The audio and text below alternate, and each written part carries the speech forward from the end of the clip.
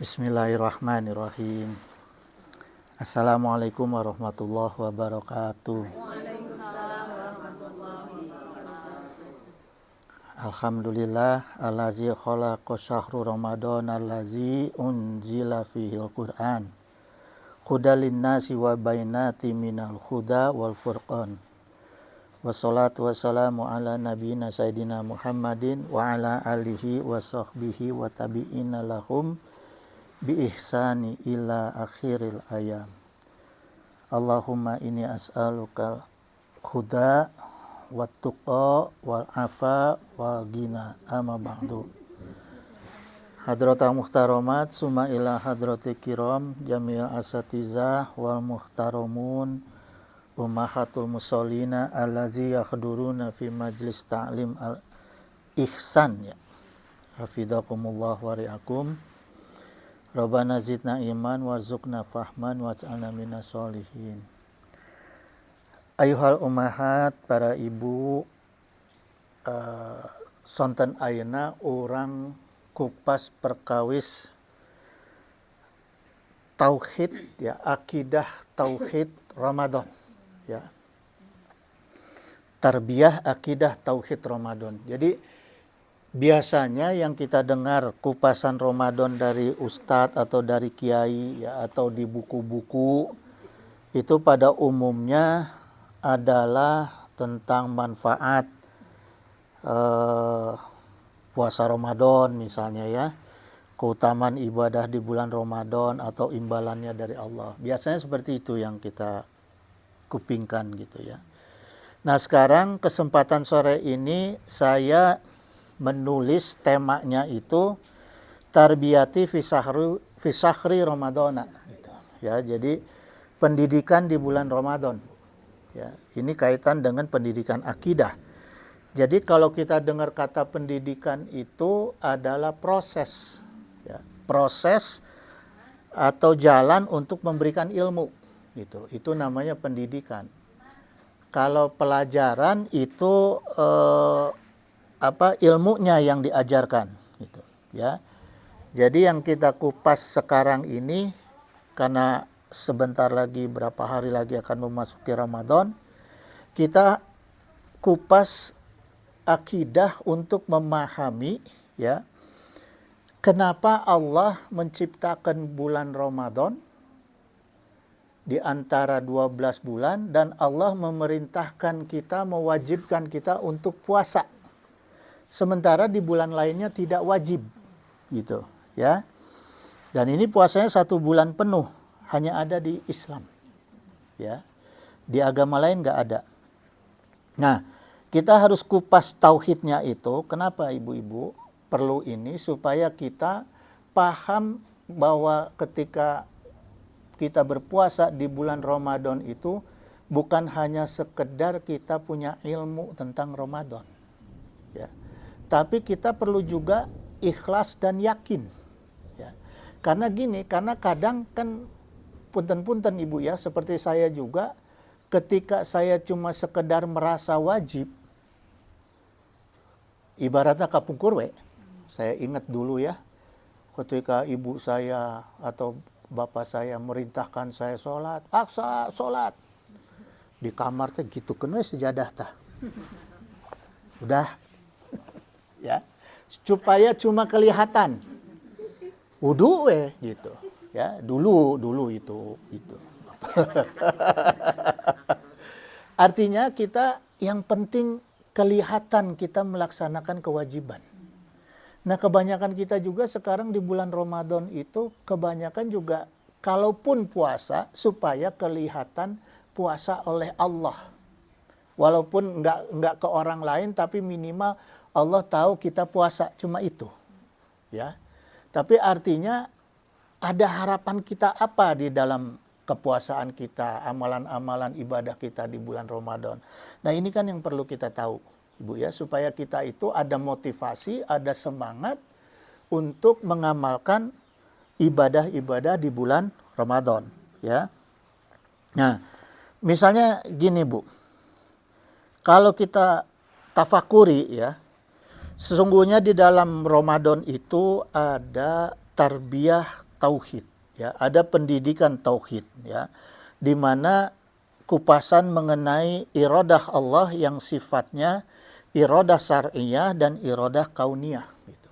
Ibu-ibu mesti udah sering dengar mungkin dari ustadz-ustadz yang lainnya. Iradah kauniyah yaitu keinginan Allah yang bersifat umum atau keinginan Allah yang mencakup semua kejadian pada makhluk. Jadi ini bukan pilihan Allah. Semua baik itu binatang, tumbuhan, manusia itu ada iradah kauniyah gitu. Ya, seperti misalnya kita makan, binatang juga makan, ya. Kita sehat, binatang juga pengennya sehat. Dan sama itu dengan keinginan Allah. Nggak mungkin kita dikasih makan, mendapatkan makanan kalau Allah juga tidak menginginkan kita makan, ya.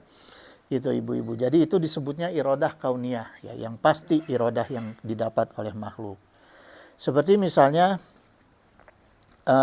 Allah Ta'ala menyampaikan firman-Nya, innama amruhu iza aroda sa'ayakula lahu kun fayakun. Nah, itu iradah kauniyah, ya.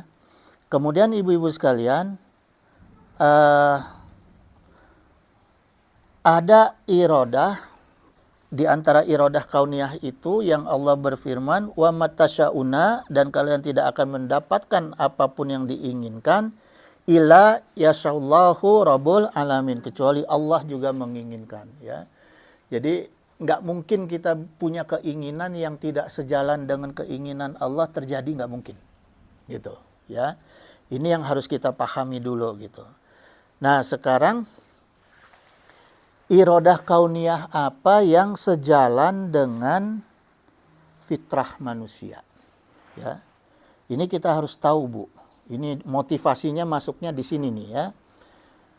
Fitrah manusia itu sesungguhnya ada prioritas utama manusia yang dicari di dalam kehidupannya. Apa itu, Bu? Selama kita hidup ini yang kita cari itu apa sesungguhnya?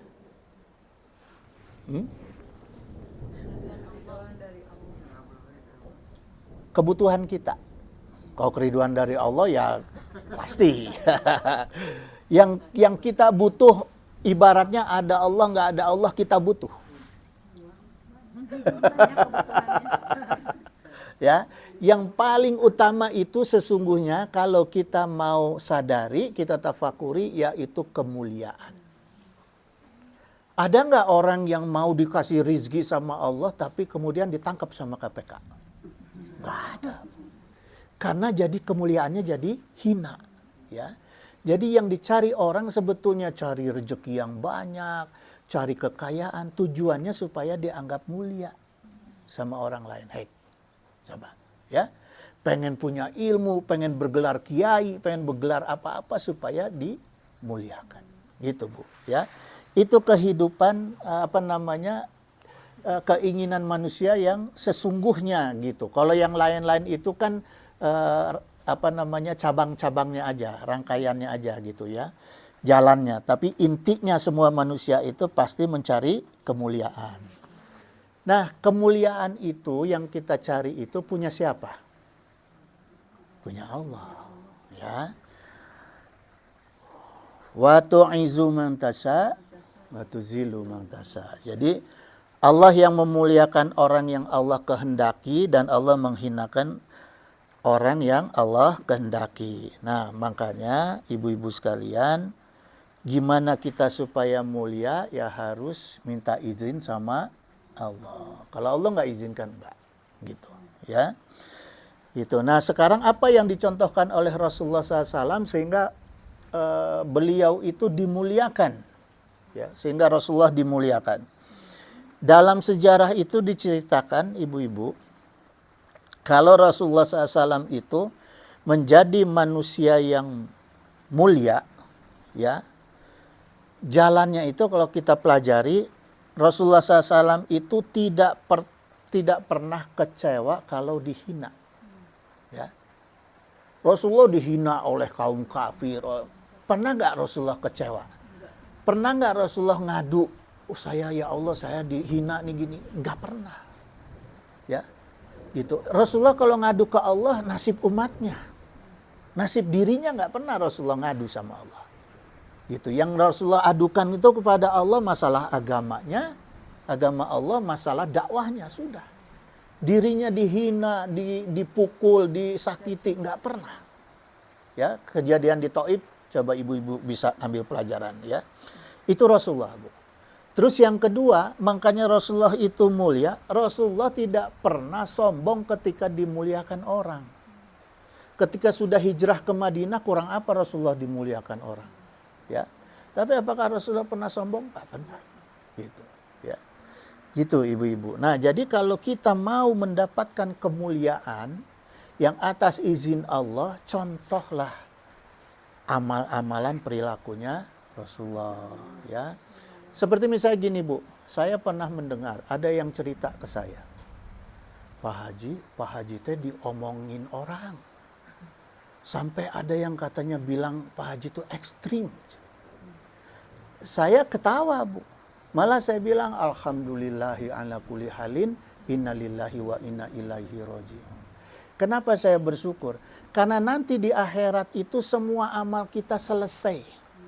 Tidak ada lagi tambahan amal. Kecuali kalau kita dihina orang lain. Ketika orang lain ngomongin kita di belakang kita, kan jadi tabungan kita itu. Ya, saya udah nggak bisa nambah amal, ada orang yang ngasih amal. Ya, gitu. Jadi itulah yang dicontohkan oleh Rasulullah, jangan pernah kecewa. Gitu. Kita malah bersyukur itu. Ya. Nah, kemudian Ibu yang kedua, lalu bagaimana caranya kita, untuk kita nih, ya tadi kan kita contoh Rasulullah. Sekarang untuk kita, cara kita, ya usaha kita, kemuliaan, mendapatkan kemuliaan yang diajarkan oleh Allah Subhanahu wa Ta'ala. Allah Ta'ala berfirman, inna akramakum indallahi atqakum. Ya. Sungguh yang paling mulia di antara kalian di sisi Allah adalah orang-orang yang takwa. Ya. Orang-orang yang takwa di antara kalian. Nah, kemudian jalan kita untuk melatih ketakwaan yang paling tepat, yang paling efektif, yang diajarkan oleh Allah itu apa, Bu?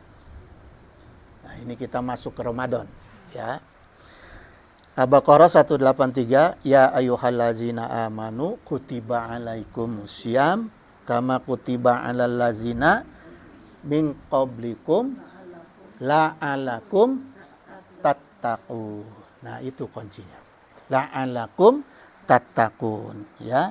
Jadi Allah mewajibkan kita berpuasa itu sebagaimana diwajibkan orang-orang sebelum kita. Tujuan Allah apa? La'alakum tattaqun, supaya kalian itu bertakwa. Jadi kata kuncinya la'alakum tattaqun. Nah, urutannya kan jelas, Bu, ya.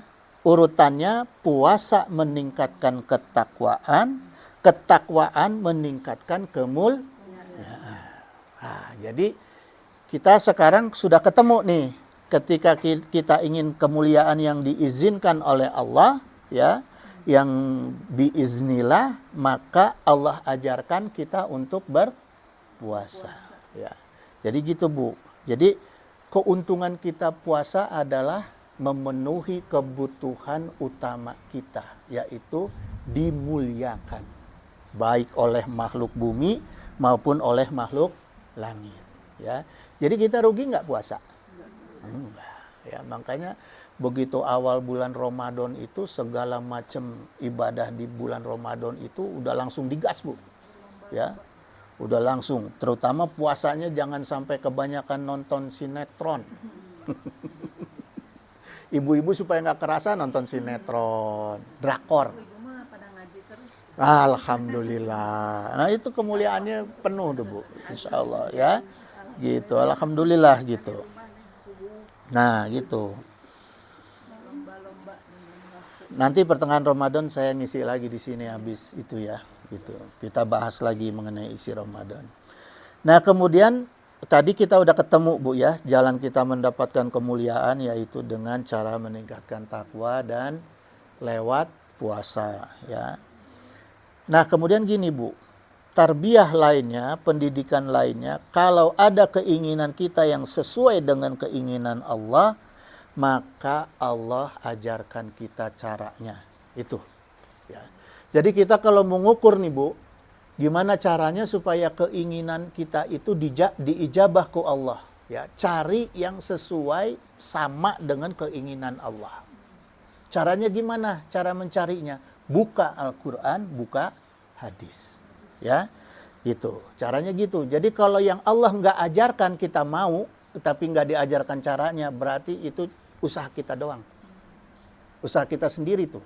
Ya, itu akan jauh lebih berat. Gitu. Ya, gitu. Kalaupun dapat juga nggak akan full. Gitu. Karena nggak sesuai dengan keinginan Allah. Saya kasih contoh yang sama nih. Apa yang Allah inginkan yang sesuai dengan keinginan kita di Al-Quran. Ya, Allah mengajarkan kita untuk mendapatkan rezeki yang min haitsu la yahtasib. Ya. Kita kan capek Bu, kalau nyari rezeki bangun tidur mikir caranya gimana ya, ngutang ke siapa ya, capek kan, gitu ya. Belum lagi mau tidur masih mikirin, aduh gimana dunia, aduh gimana, itu kan capek Bu ya. Nah caranya gimana Bu? Caranya Allah ajarkan kita untuk mendapatkan rizki yang min haitsu la yahtasib. Ya. Di Al-Quran dijelaskan dalam At-Talaq, wa may yattaqillah yaj'al lahu makhrajan. Ya. Siapa yang bertakwa kepada Allah, pasti Allah akan mengadakan jalan keluar tuh. Jalan keluar masalah kita pasti akan diajarkan oleh Allah ya dengan sendirinya gitu. Wa yarzuqhu min haitsu la yahtasib, dan Allah akan memberikan rizki dari arah yang tidak disangka-sangka. Ini At-Talaq ayat 2 ayat 3. Jadi kalau bicara rizki, bicara jalan keluar, Allah udah ajarkan.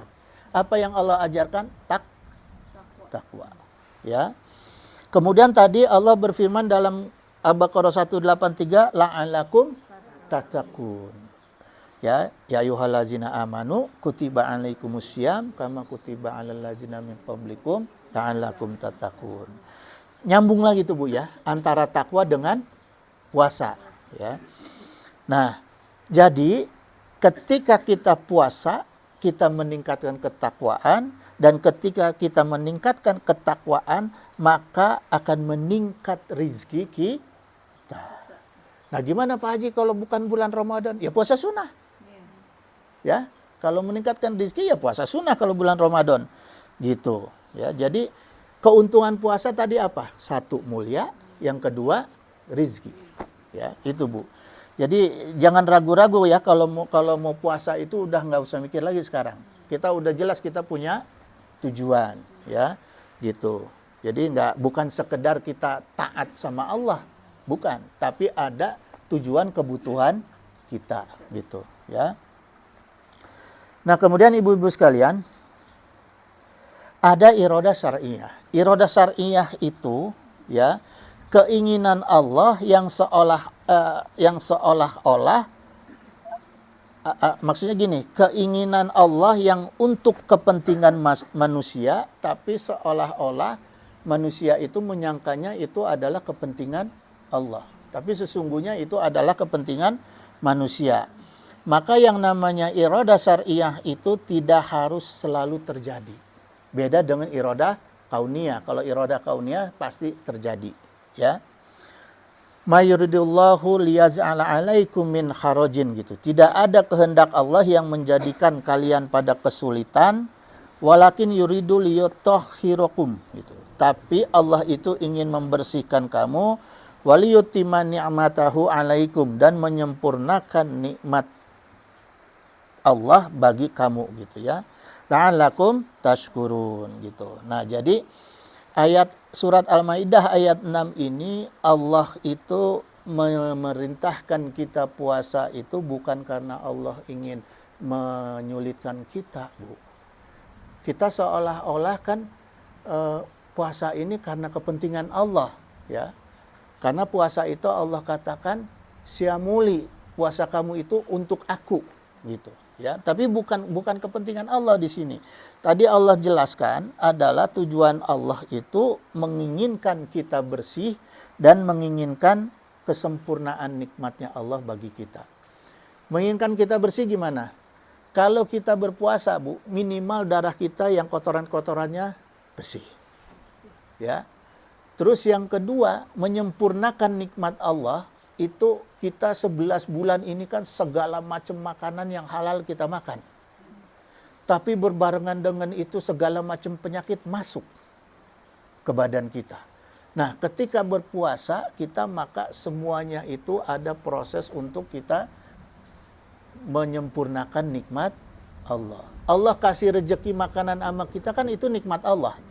Tapi ketika kita sakit, nikmat jadi apa? Jadi musibah. Allah ajarkan obat yang terbaik adalah puasa. Coba ibu-ibu tanya ke dokter manapun, rek muslim, rek kafir, obat terbaik adalah puasa. Jadi sesungguhnya puasa itu adalah kepentingan kita. Ya, itu ibu-ibu sekalian.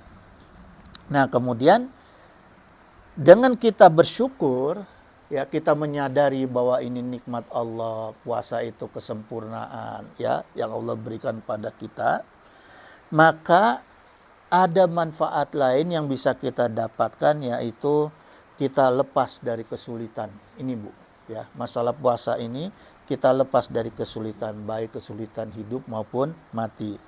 Kemudian kita akan bersih secara dohir maupun batin, ya.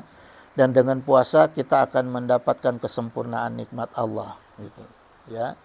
Nah, kemudian masalahnya Bu, kenapa manusia susah untuk bersyukur? Nah, ini masalahnya. Padahal kita udah tahu dari kiai seperti ini, dari ulama seperti itu, tapi kita tetap aja hese, ya. Nah, ini dijelaskan oleh Al-Imam Ghazali bahwa manusia itu ada dalam 4 keadaan. Nah, kita tinggal introspeksi nih, di antara 4 yang cocok untuk kita yang mana? Ya. Pertama, rajulun yadri wa yadri annahu yadri. Orang yang tahu ilmunya dan dia tahu bahwa dia adalah orang yang tahu. Gitu. Atau orang yang mengerti terhadap ilmunya, dia mengerti bahwa dia itu adalah orang yang mengerti. Itu pertama, Bu. Orang yang keadaannya seperti itu. Fazalika alimun fattabi'uhu, maka dia adalah seorang alim atau ulama, ya. Maka fattabi'uhu, maka ikutilah dia. Nah, cirinya yang gimana cirinya? Orang yang mengamalkan ilmunya. Jadi kalau ada orang yang cerita puasa tapi dia tara puasa, itu bukan ulama, ya, bukan orang alim. Yang kedua, ada warajulun yadri wala yadri annahu yadri, ya. Orang yang tidak mengerti tapi dia mengerti kalau dirinya tidak mengerti. Ada orang yang gitu, Bu, ya. Fazalika naimun, seperti orang yang tidur. Orang yang tidur itu fayaqiduhu, gitu. Jadi orang yang tidur itu harus dibangunkan, gitu, ya. Jadi ada orang yang seperti itu, Bu. Kemudian yang ketiga, orang yang warajulun la yadri wa yadri annahu la yadri. Orang yang tidak mengerti tapi dia mengerti bahwa dirinya adalah orang yang mengerti, gitu, ya. Orang yang seperti itu adalah fazalika mutarsidun wa arsiduhu, gitu. Orang yang seperti itu adalah orang yang sedang mencari petunjuk, seperti murid-murid, ya, santri, murid. Nah, itu maka fa arsiduhu, maka bimbinglah dia, gitu. Ada orang yang seperti itu, Bu, ya. Dia tahu kalau dirinya nggak tahu, maka dia mencari tahu, gitu, ya. Yang keempat ini yang paling bahaya ini, ya. Warajulu la yadri annahu la yadri, gitu. Orang yang tidak tahu kalau dirinya itu tidak tahu. Ini yang begini biasanya orangnya sok tahu. Ya. Dia tidak tahu tapi dia sendiri tidak tahu, gitu. Biasanya sok tahu. Nah, orang yang gini fazalika jahilun. Orang yang ginilah yang disebut orang-orang yang bodoh, ya. Farfiduhu, maka orang yang seperti itu jauhi, Bu. Jangan didengerin karena akan menyesatkan, ya. Gitu. Nah, itulah kriteria 4 kriteria manusia yang diberitahu oleh Al-Imam Ghazali. Dan kita tinggal introspeksi aja, kita nih yang mana, gitu, ya. Gitu, Bu. Nah, kemudian Iradah kauniyah dan iradah syariah itu sesuatu yang Allah inginkan. Misalnya gini, Ibu ya. Ini Allah ketika menginginkan sesuatu yang bersifat syariah atau iradah syariah, itu misalnya gini, ya. Suatu keinginan Allah yang belum tentu terjadi. Seperti misalnya gini, Allah berfirman dalam Az-Zariyat ayat 56, "Wa ma khalaqtul jinna wal insa illa liya'budun," ya. Faktanya Allah kan menginginkan kita manusia dan jin diciptakan itu supaya beribadah kepada Allah. Tapi faktanya di dunia ini lebih banyak orang yang tidak beribadah kepada Allah. Coba hitung seluruh dunia nih, lebih banyak mana yang kafir dengan yang muslim? Yang muslim juga lebih banyak mana yang beriman dan yang Islam KTP? Ya. Nah, itu disebut iradah syariah. Ketika ada kehendak Allah pun belum tentu terjadi, gitu, ya. Nah, padahal Bu, kalau kita perhatiin ya, semua manusia itu kan maunya setiap keinginannya jadi kenyataan, ya kan? Semua orang yang punya keinginan, punya cita-cita maunya terwujud, gitu, ya. Tapi kebanyakan orang tahu kalau Allah itu mencintai orang yang takwa dan tawakal kepada Allah, fa innallaha yuhibbul muttaqin, ya. Wa qala aidan innallaha yuhibbul mutawakkilin, ya. Allah itu cinta sama orang yang takwa, cinta sama orang yang tawakal, tapi kebanyakan orang juga tidak mau ibadah. Nah, padahal yang Allah ajarkan adalah kalau Allah mencintai orang yang takwa dan tawakal itu iyyaka na'budu wa iyyaka nasta'in, ya. Ini masuk nggak dalam perkara Ramadan? Masuk, ya. Jadi di situ kita harus benar-benar mencari ibadah apa saja di bulan Ramadan yang memang itu masuk dalam kecintaan Allah, orang yang takwa dan orang yang tawakal, gitu, ya Bu. Yang utamanya ada 4 ibadah Ramadan, yaitu puasa, qiyamul lail, ngaji Quran, dan zakat, infak, sedekah, gitu, Bu ya. Nah, ini Bu, keempat ibadah ini, ibadah utama ini, puasa, qiyamul lail, ngaji Quran, zakat, infak, dan sedekah, ini ibadah yang memerlukan materi. Orang puasa harus sahur, harus buka, ya. Orang qiyamul lail harus punya sehat, harus punya sarana, ya. Kemudian ngaji Quran harus beli Quran. Pokoknya semua membutuhkan materi, apalagi zakat, infak, sedekah. Nah, kalau kita melaksanakan itu dengan ketakwaan dan ketawakalan tadi, maka Allah jamin rizkinya. Itu yang harus dipahami, ya. Gitu. Jadi jangan ragu-ragu Bu mengenai puasa. Ini maaf Bu ya. Saya sangat merasakan Bu. Jadi kalau ibu-ibu punten ini ya, para alun. Kalau ada orang cerita jalan bisa kaya begini-begini, tapi orangnya nggak kaya, punten ya, bukan saya takabur, enggak. Orangnya itu nggak kaya kan perlu dipertanyakan. Tapi kalau orang yang sudah mencapai sesuatu, terus dia ceritakan jalannya, benar apa enggak? Ya, orang udah sampai finish dari start, kemudian dia menceritakan perjalanannya, berarti benar apa enggak? Benar, karena dia sudah mengalami. Ya, nah itu Bu yang saya alami. Jadi ibu kalau mau nyaman hati, hidup enak, artinya hidup enak itu bukan berarti harus berharta. Kalau harta ini semua hanya titipan. Tapi kenyamanan hati, ya, orang kaya juga kalau nggak nyaman buat apa? Gitu. Saya tanya Bu Haji, ya, dulu saya tinggal yang di rumah yang terjangkau Bu. Dari kamar ke meja makan terjangkau. Dari meja makan ke ruang tamu terjangkau. Jadi buka pintu kamar tuh udah ruang tamu, ruang makan. Ya, semuanya terjangkau. Tapi semua saya alami dengan Bu Haji nggak ada itu. Alhamdulillah, tanya tuh Bu Haji. Nggak ada saya di asrama tinggal itu yang saling marah-marah, saling cekcok, saling apa. Karena semua kita jalani dengan ibadah. Dan itu alhamdulillah Bu. Dan saya bersyukur Ibu Haji doyan puasa dulu. Ya, kebetulan saya dulu juga suka puasa. Doain supaya sekarang saya juga mau berpuasa. Gitu. Ya. Nah, keuntungannya Bu, kalau kita serius dalam melaksanakan Ramadan, insya Allah setelah Ramadan, ya, kita akan dikasih rizki oleh Allah iftar. Iftar itu apa? Tidak akan pernah kelaparan. Satu. Yang kedua, Allah akan berikan rizki kita itu ukhuwah. Ukhuwah itu apa? Hubungan semakin luas. Ya. Kemudian yang ketiga, Allah akan beri kita rizki untuk mudah mengamalkan puasa sunnah. Artinya kesehatan kita bertambah. Ya. Keempat, Allah mudahkan kita untuk qiyamul lail. Artinya kita menjadi mudah untuk tahajud. Ya. Yang kelima adalah Allah mudahkan kita untuk bersedekah. Artinya kita akan bertambah rizki.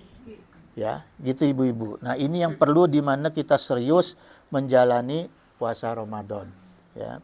Nanti insya Allah di pertemuan berikut, ibu-ibu sekalian, saya akan kupas lebih jauh lagi mengenai isinya Ramadan, ya, 2 minggu akan datang, termasuk juga amalan Syawal. Yang itu saya rasakan, saksinya Ibu Haji. Waktu setelah Lebaran saya mau ada kunjungan lamaran anak saya ke Surabaya. Sampai dari Jakarta kita jalan malam, sampai di Cirebon mobil saya mogok Bu. Mogok, akhirnya saya ke bengkel tuh, diderek kan, di towing terus ke bengkel. Di Cirebon tuh Bu, baru sampai Cirebon, belum, Surabaya masih jauh. Di bengkel itu kita bingung nyari kendaraan untuk ke Surabaya karena udah janjian kan mau lamaran anak. Cari mobil nggak ada, mau sewa mobil juga nggak ada yang besar waktu itu karena Lebaran masih suasana Lebaran banyak yang disewa. Ada yang nge-WA ke saya, ngucapin Lebaran. Terus saya telepon, Kang di mana kata dia kan, biasa basa-basi dulu mina aidin, terus dia nanya ke saya, Kang di mana? Saya bilang di Cirebon. Ngapain di Cirebon? Terdampar. Kenapa terdampar? Saya ceritain perjalanan saya mogok, ada musibah gini-gini mau ke Surabaya, tujuannya ini. Terus dia bilang, Akang di mana sekarang? Di bengkel. Bengkel apa? Saya kasih alamat. Gak lama utusan orang itu datang. Saya diperintah oleh Bapak Fulan untuk datang ke Bapak. Bapak perlu apa? Akhirnya kita dipinjemin mobil dan supir, Bu. Mobil Kijang baru itu, dan supir, dan bensinnya, dan tolnya. Sampai balik ke rumah ke Jakarta. Jadi, acara lamaran saya di Surabaya itu yang saya modalin cuma sampai Cirebon. Selanjutnya balik ke Jakarta, pulang pergi semua total, bahkan mampir-mampir dulu ke Jogja, dibiayain oleh orang itu. Alhamdulillah. Nah, syariatnya apa? Sebelum berangkat ada amalan sholat bulan Syawal yang saya amalkan. Dan itu penuh dengan janji Allah. Insya Allah nanti di pertengahan Ramadan saya ceritakan semua. Dan yang saya ceritakan ini bukan yang sekedar saya baca, Bu, tapi yang saya alami. Dan insya Allah saya akan tularkan. Ya, karena kita kenikmatan ilmu dan kenikmatan fadilah-fadilah janji Allah itu harus kita bagikan. Gratis. Nggak boleh dijual. Karena ini punya Allah, bukan punya saya. Ya, gitu ibu-ibu sekalian. Saya tutup aja dulu. Innahu sami'un qaribun mujibud da'wat wa yaqdiya hajat. Subhanaka Allahumma wa bihamdika asyhadu alla ilaha illa anta astaghfiruka wa atubu ilaik.